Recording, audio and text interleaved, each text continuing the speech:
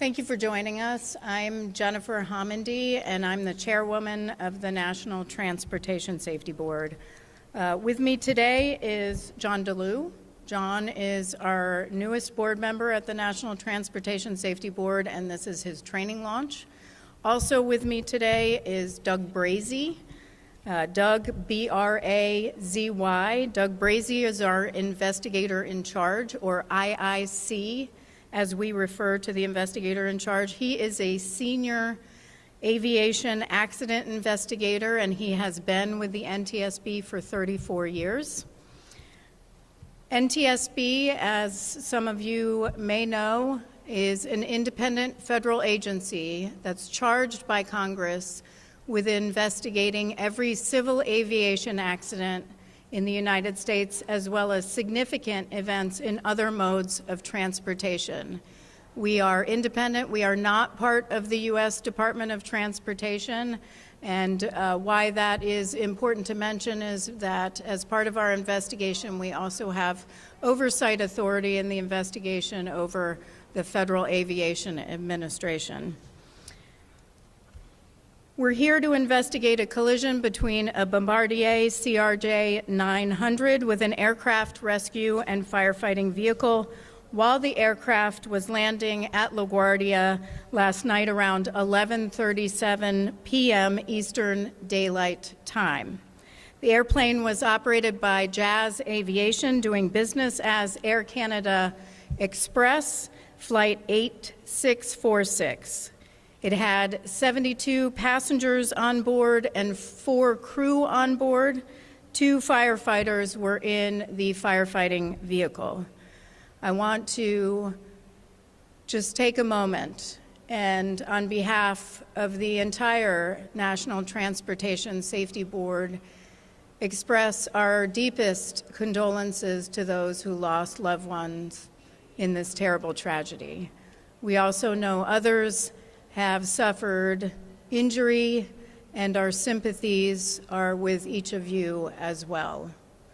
I will mention we have 5 members of our Transportation Disaster Assistance Team here on scene, as well as the chief of our Transportation Disaster Assistance Division. They work in concert with the American Red Cross, and thank you to the American Red Cross, to provide resources and information about our investigation and what we are doing to those who lost loved ones, or those survivors or families of survivors throughout the investigation, not just here on scene, but as we move forward with our investigation through the final board meeting and sometimes after. We also expect to have around 25 specialists on site here on scene. That is in addition to many employees at the NTSB who are supporting this investigation back at headquarters in Washington, D.C. The team in total began to arrive at 3:10 a.m. Some are still en route, which means that we have not had a full day of investigation here today. And I think that's important because there are a lot of questions, and I understand there are a lot of questions. I've heard them on air traffic control. I've heard questions on the tower. I've heard questions on air traffic control communications. I've heard questions on the vehicle. Many questions, and I know that you all have those questions, but I just want to set expectations. We have LaGuardia that was shut down. We had a ground stop at Newark today, and then we have DHS that shut down, and we have long TSA lines. We have our air traffic control specialist who was in line with TSA for 3 hours until we called in Houston to beg to see if we can get her through so we can get her here. So it's been a really big challenge to get the entire team here, and they're still arriving as I speak. Right up until about, I think the latest I saw was midnight, maybe 1 a.m. tomorrow morning.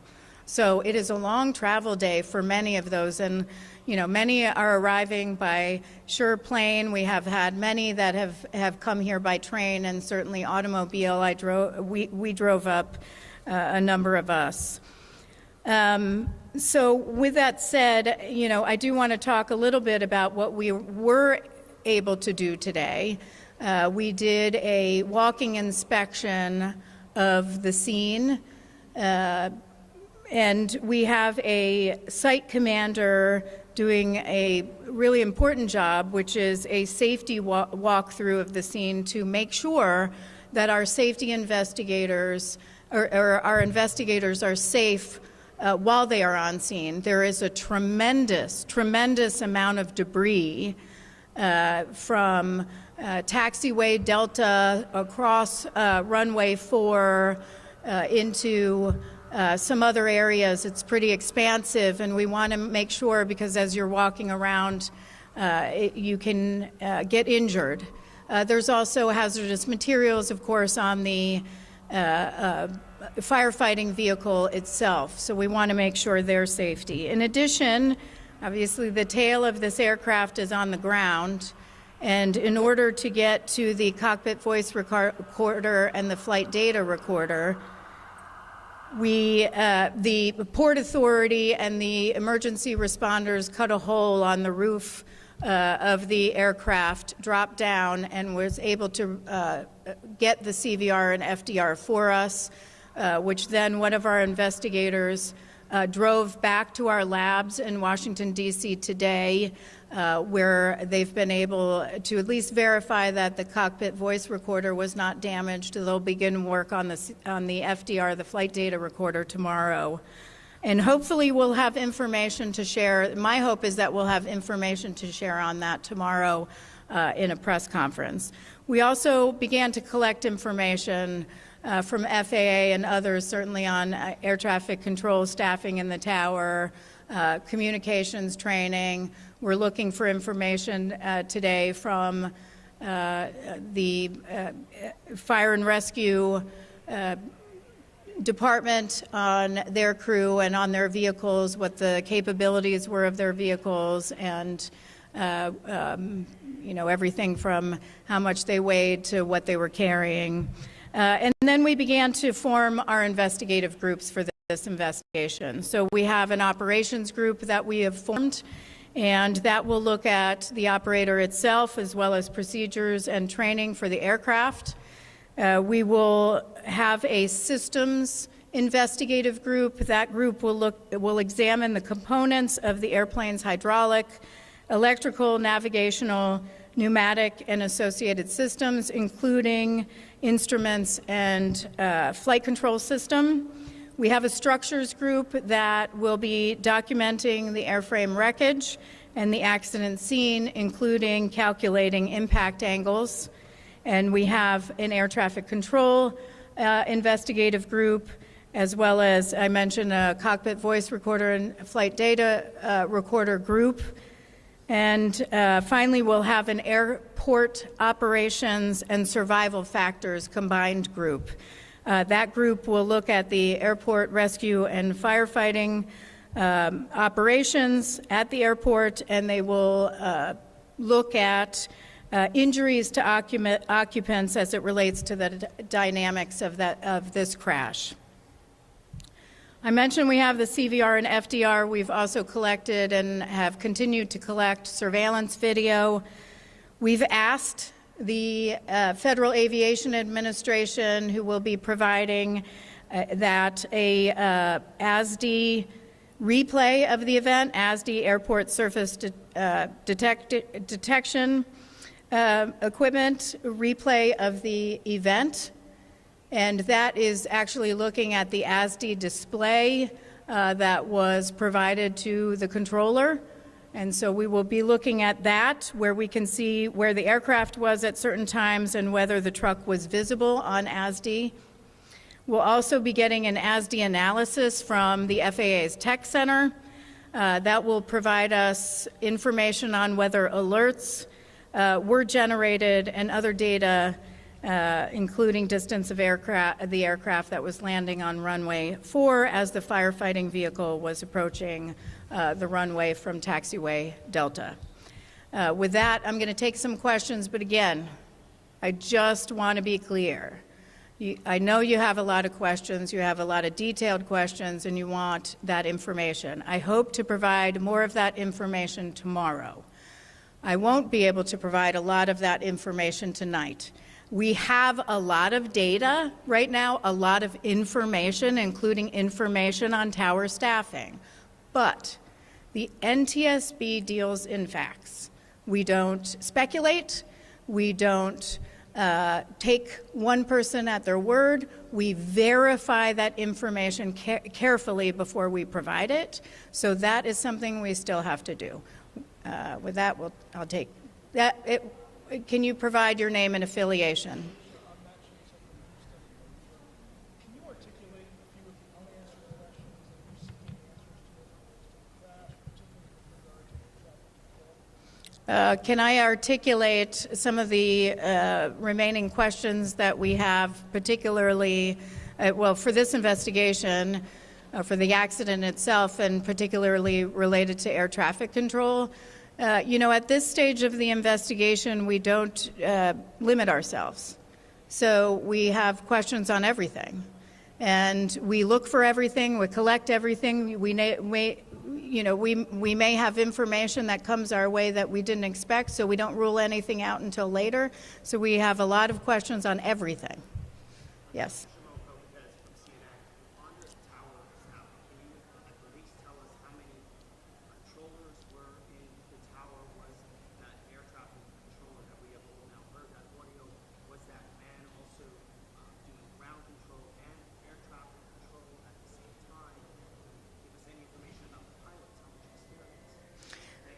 Yeah, the question is, can I provide information regarding staffing in the tower? Can I provide information on who or what position the controller held that was communicating? And can I provide information about the pilot backgrounds at this time? Not at this time. I will have that information tomorrow. Do we have information? Yes.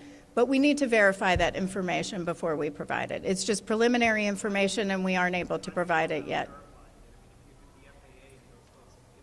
We still have to do the question is, how do we go about verifying it? We have to look at records. There's sign-in sheets. We have to do interviews. We have to look at time cards. There's a lot of information that and then official records from the airline. So that is information we always have to corroborate. David, and then I'm going to come over here.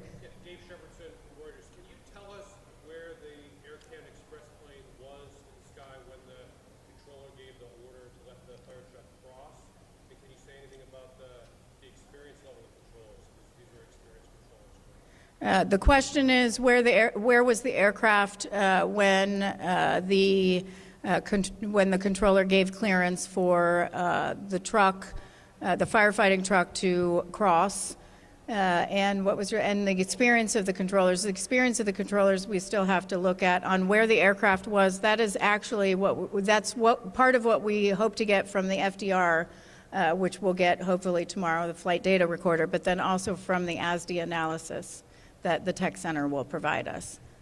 Did the pilots follow all the instructions? The question is, did the pilots follow all the instructions? We still have to have the cockpit voice recorder verified and analyzed by all the group members before we can provide any information on that. Yes.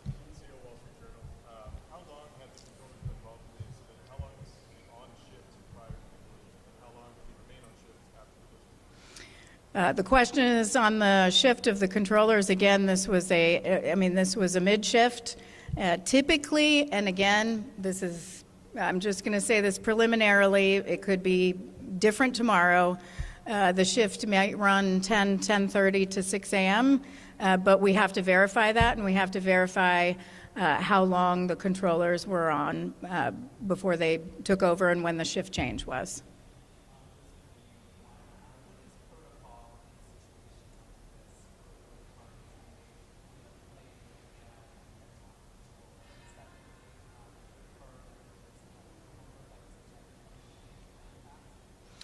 The question is, well, first let me, there was a question on whether there was a crew member ejected on impact.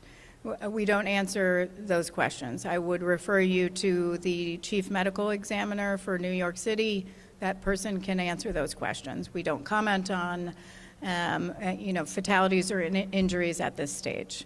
And your other question was what protocols exist between, say, airport operations and with respect to firefighting and aircraft landing.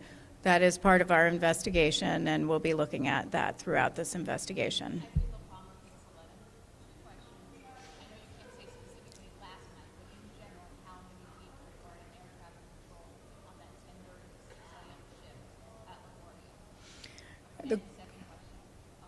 Well, hold on. The question is how many are on shift typically. That's still something we have to verify with our air traffic control team.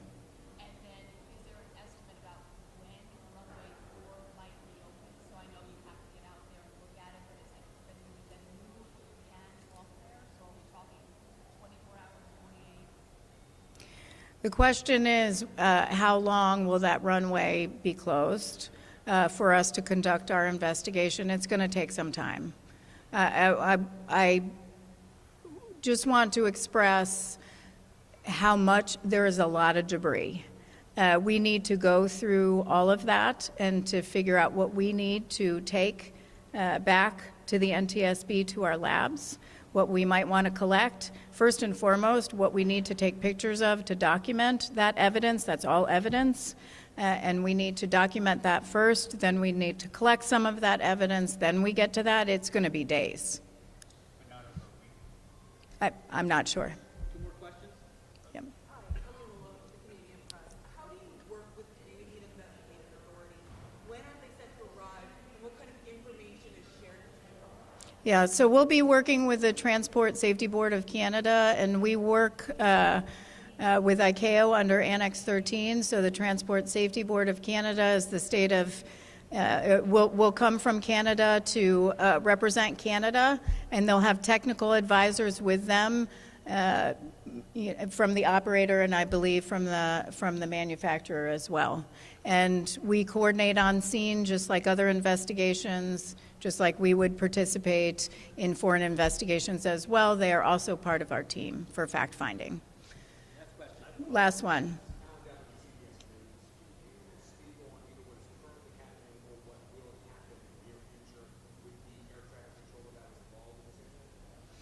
Can I speak to what would happen?